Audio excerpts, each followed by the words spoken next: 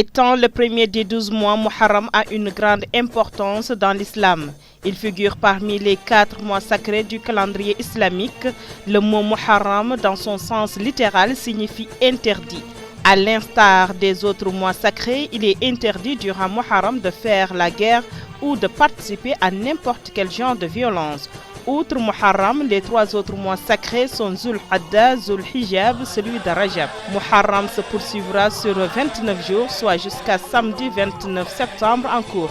Il est préconisé durant ce mois aux musulmans de prendre des résolutions afin d'améliorer leur comportement envers Allah. Ils peuvent aussi se fixer des petits objectifs sur le plan personnel. Ces objectifs peuvent être à la fois spirituels et sociaux, tels que renforcer les relations avec Dieu en s'adonnant pleinement et régulièrement au zikr et le dua. Aider les autres en participant à des engagements à caractère social. Ce n'est pas obligatoire que ce soit un grand projet social. Ce qui compte le plus, c'est de faire un effort et d'avoir des bonnes intentions.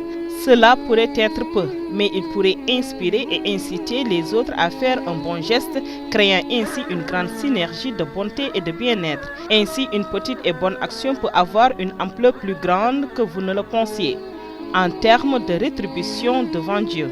En outre, le jeûne est une des actions à laquelle le prophète, paix et salut sur lui, a exhorté les croyants durant ce mois.